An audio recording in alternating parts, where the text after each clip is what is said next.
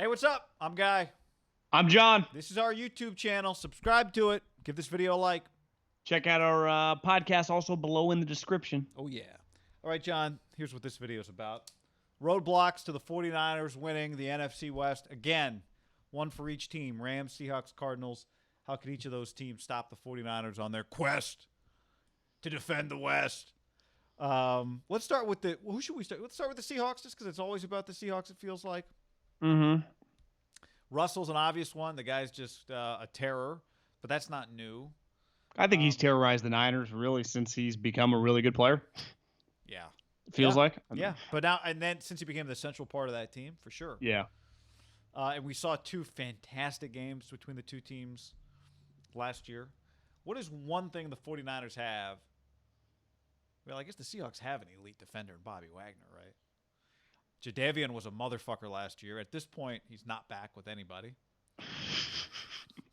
Kind of, I do think when they got Jadeveon Clowney, I think it was during training camp when they made the trade last year. Remember, it was crazy because it turned out all they had to give up were two special teams players, and the Texans ate half his fifth-year option. It was one of those that Bill O'Brien took a lot of slack for. Beside the Niner game on Monday Night Football, I would say as a whole his season was pretty underwhelming, given the name and what we thought they were getting. So they've kind of doubled down this year and got a guy that I think is much more accomplished and viewed around the league as a better player in Jamal Adams. And that clearly this offseason, I guess training camps had already started or were just about to start. When they made that trade, it was a jaw-dropping trade, right? Two first-rounders, a second-rounder. It was a big-time move. But this fucking guy's good, and he fits them. It's not inconceivable because they've had these guys before. Sherman became an all-pro defensive player of the year type candidate. What Cam Chancellor was against the Niners for years with Harbaugh was like their Achilles heel, and Earl was really their best player. Could Jamal become some hybrid, obviously not of Richard, but of the two safeties? And the Niners' best player is George Kittle. What if he's able to neutralize Kittle in the two times they play him and just become the heart and soul of that team and become like the defensive player of the year? Because wouldn't you say the last couple of years, like, you know, every time I look up, Russell's doing everything he can to make plays. But beside Bobby Wagner, their defense has been kind of shitty. Now you add Bobby Wagner. They've drafted guys the last couple of years, the Griffin brothers, and their defensive line. I mean, they've drafted a bunch of guys. The defensive line, I don't know how good they are. This year they drafted in the first round the linebacker from Texas Tech. What if Jamal is just defensive player of the year 2020 Jamal Adams and they win the division because their offense is already good and he just makes their defense not what LOB was, but like, you know, a fringe top 10 defense. Right. I mean, I'd put that at the top. Like maybe the other thing would be, does DK Metcalf become just like a true number one, just unguardable? You've got to just all your attention has to be on him, which makes it hard because right now all your attention's on Russell. And they do run the ball. And Chris Carson has run the ball well. Like maybe DK becoming just a true number one receiver this year would have a major impact on just how hard it is to defend them. Marshawn back, or was that just that was a one-off? Marshawn? He's now back. Could be. But doesn't that seem like a Gordon lifetime ago? Guy, he played in the playoff game. I know. He played against the Niners. It's crazy. So to me, they would be the team. If you told me the Niners did not win, if you had to pick a team not the Niners to win the NFC West, they would be my first pick. Just the most likely. Like if you told me Jamal Adams is an all-pro defensive player of the year candidate and changed their defense, like to me that's not even just believable. It's kind of like probable, right? And you would say I expect him to have a huge impact. Does DK become Julio Jones? I don't think we're saying that, but what if he just becomes, you know, just their offense becomes much more well-rounded. So that's one, to your point, we just listed two realistic things as things that could lead to them winning the division. That's why they should be number one. I mean, guy, they were 6 inches away without. I mean, DK was just scratching the surface, and Jamal wasn't there. Right? Yeah. Dan Buns, a.k.a. Dre Greenlaw, or they win the division. Right. One of the greatest. I mean, we forget because, again, so much has happened since. But that is one of the crazier, I remember, last 3 or 4 minutes of an NFL football game, given what was on the line week 17, is even if you're not a Niner Seahawk guy, which we consume that division the most, everyone had to be on the edge of it. I mean, that my heart. I was not sitting down. I remember where I was. I was in a hotel room in Eugene. I could not sit down. It was wild. It was insane. It was a national TV game. Was the other part? It was big anyway, but then it felt triply big because that was Sunday Night Football, right? You remember the Niners Niners were kicking their ass, and they came storming back, and then it was just. I'm gonna have to rewatch that game this weekend to get my juices flowing. It's a good watch. I watched it on YouTube the other night because I started the Super Bowl and I was like, oh, I watched something else. Yeah. Okay, so Niners were 13-3 last year. Seahawks won 11-5.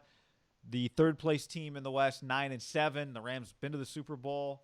Watching them on Hard Knocks. Got to tell you, I love the Goff swag. Limited, but they got maybe the best player in the league, let alone in the division. I mean, Russ and Aaron Donald. Right, if we don't correct for quarterback, maybe Aaron. Guy looks like a freak show. The one thing with them again is they have the best corner in the league in Jalen. They're thin, right? Unlike Aaron Donald or Sean McVay's biceps, they're thin. But what would it take for you? Number one thing for the Rams to win the division. To me, the guy I thought lost his swag last year, and this is part of just winning and losing, was Sean McVay. I mean, Sean McVay wasn't just viewed as a good coach the first couple of years he was in LA, right? He was viewed as the star of the league. If you went poster childs of the league, I'd say 17 and 18. There'd be several players. I'd put Sean right. I mean, the hype he got, the amount of guys he got hired, the interviews he did. I mean, he got put on a pedestal fast, and he deserved it. He took a franchise that was a fucking joke, took them 2 years. They were in the Super Bowl. The first year they won the division and were hosting a playoff game. Remember, the Falcons got him. To me, last year their defense was a shell of itself. He fired Wade Phillips. Like he kind of made his first I'm in charge kind of moves. Because it wasn't just, he fired this random defensive coordinator that he inherited. No, Wade Phillips was a massive hire, wouldn't you say, when Sean McVay got the job? Because most people that had never really heard of Sean McVay was like, wait, a 32-year-old's going to become a head coach in the NFL? Right. It was not just that Wade's an established defensive coordinator. It was that. It's like, well, at least we'll have an older guy around. Maybe Sean never looked at it that way, right? Odds are he never looked at it like that. Oh, good thing I've got Wade here in case I get into a pinch. So to me, probably never thought, Wade, I need you. Yeah. Never said that to me, once. Can he go at his swag back? And it's just the play calling, just that team was really good. Remember 2 years ago, it was like, did they start 10-0? Maybe it was 9-0. They were that year they went to the Super Bowl. Remember they stumbled down at the end of the year. They lost a couple games down the stretch. I think they went 13-3. I mean, they were really, really good. And he got the majority of the credit, and rightfully so. If Sean McVay becomes what's a quote unquote star head coach again, where I watched his team play last year, and unlike Kyle, where he has the staple of the zone running game, Kyle's always doing just crazy things, right? Just with throwbacks and just plays that you don't see coming. I thought McVay got a little predictable, and a guy that works that hard and is viewed as this intelligent of a guy, did he go into the Corona lab for the last 6 months and just have some curveballs? I'm fascinated to see, Guy. So it's a combo then, right? Because it's part of it is his defensive coordinator, Brandon Staley, do we look at it and go, wow, ballsy pick, ballsy move, that one panned out? And I do think, again, I don't think they got a lot of room for error from an injury standpoint. And the other part of it is just play calling. Yeah, I mean, look, it's crazy, right? They could have a dominant offense if they can protect Goff. Goff led the league in pass attempts last year, and he was top 5, I think, in yards. He was over 4,600 yards passing. He almost matched his passing total in terms of yardage from the year before, but he threw way more picks. He threw fewer touchdowns. I mean, for me, I got to go directly to Jared. Now, maybe him and McVay can't be separated, which is probably true, right? But 32 touchdowns, 12 picks. That was Goff's year in 2018. He threw 16 interceptions and 22 touchdowns last year.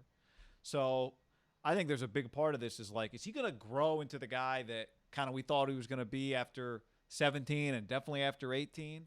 Or is it just going to be a little bit of inconsistency where you're always looking at McVay to bail the team out? Can he make a play? Can he make plays? Now, like you said, he's not super mobile, so this offensive line's got to hold up. Andrew Whitworth and his Hard Knocks we've been watching, his stiff knees, have got to hold up. A little tight. in a division where they can get after the quarterback. Yeah. So, and for as much shit as everyone talked about Todd, I think 14 touchdowns, right? Now, a lot of those were goal line touchdowns, but he was not – it wasn't like he had one touchdown last season. He did give them – you do the math. Like, that's a lot of points throughout a season that can they replace that? And you'd say, well, if you look at Kyle Shanahan, if you look at LaFleur when he went to Green Bay, you should be able in that style of offense, you can manipulate the running back position, right? It's set up for having – a random guy you've never heard of. They just drafted Akers, the kid from Florida State that was a huge recruit in the second round. You know, can he be a really good player for him? He better be, right? Because I would say, wouldn't you be shocked if Kyle Shanahan ever drafts second-round running back? Yes. So you're going to do that. That's a pretty bold move. Yeah, unless there's a guy who's just an elite not out of pass the realm catcher, possibility. Right. Yeah. Not out of the realm possibility. Joe Mixon type, but I would guess more third, fourth surprised. would be kind of their threshold. I think he'd rather, and we're seeing the way this team is getting, but he's going to need to be taking corners and linebackers, right, and defensive linemen. I think Kyle fundamentally would be more likely to go running back on the third day of the draft than the first 3 rounds. The less I think. Because as they get more expensive, they're just going to need stuff everywhere. He'll know that I can find guys for cheap later. I could make. So when you invest that second round pick, this guy better be borderline 1,000-yard rusher. I mean, that's a pretty high pick, guy. Yeah. Second round running backs are like Shady McCoy or Nick Chubb. Like you expect really good players to come out of the second round. J.K. Dobbins was just drafted in the second round. So we'll see. Next up, the Cardinals, John. We're going to talk a little later in our podcast about breakout candidates. I had Kyler in my breakout candidates. We moved him out of that because we're going to talk about him in terms of what it would take for the Cardinals to beat out the Niners for the division. If Kyler's an MVP, I mean, you look back at his rookie year last year, John, 20 touchdowns, 12 picks, 64% completion. Against the Niners, he was basically a 71% passer, maybe a little better than 71%. 4 touchdowns, no picks. And he was a threat running the football too. So one of them was a Thursday night game, remember too. So it was like short. That was not an easy. It was home game for him, but it was short week. Yep. I'm looking at his rushing numbers. How many yards did he rush for total? 5 for 34 and 8 for 67. How many on the season? Oh, I'm sorry. 544 yards at over 5.5 yards per carry. 4 rushing touchdowns. I don't think this is going to happen. 4 rushing but touchdowns. I don't think it's inconceivable that Kyler Murray is in the if the Cardinals are good, he's in the MVP discussion. Now, I'm not a huge fan of their coach. Not that I think he's a good guy. I just think he's pretty overrated. He never won at Texas Tech. It is not the SEC. It's not the Big Ten. It's a conference where if you're a good coach, look at Matt Campbell is a great example. If you're a high-level coach, you win in that conference. Because beside Oklahoma, you would say basically every week is winnable if you're a really good coach, right? Iowa State, you'd say Texas Tech was way better than Iowa State when Leach was there than Iowa State was, and he did not win at Texas Tech. And Mike Leach did. And I'm not saying win. I'm not saying national champion. I'm just saying a 9-win season. He never won more than 7 games. And his teams don't play defense. And he had great quarterbacks. But the NFL is a little different, less possessions, right? It doesn't turn into this breakneck game like often in the Big 12 it does. So you can slow it down a little bit in the sense of your drives take a little longer. And he's not Chip Kelly. But if this guy can just take over, like I think it's less about the head coach if they are good. And I don't necessarily think they're going to be.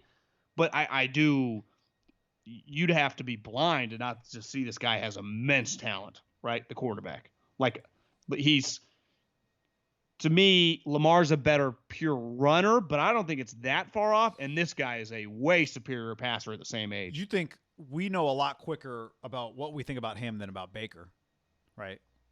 Yes. I think if you told every team in the league right now you want Baker Mayfield or Kyler Murray, I don't know if it'd be 32-0, but I think it'd be overwhelmingly Kyler Murray, right? Yeah. I agree. Relative to Baker. And it might have been that way anyway. Like, if you had said that, how many teams had him as the number 1 quarterback on the draft board Baker's year? Now, Baker's year was hard because it was a more competitive quarterback class, right? Because it had Darnold in it, too. And Josh Allen. Josh Allen. Yeah. And Josh Rosen. And Lamar, it turned out. Yeah. Plus, he's got DeAndre Hopkins, John. Yeah. He's added DeAndre Hopkins. And Christian Kirk, who they liked a lot, Christian and Kirk. Isabella. Yeah, I mean, they got Danny. Offensively, they should be able to throw Isabella. the ball. I just remember that being a big guy of draft Twitter. Danny Isabella. I know, but yeah.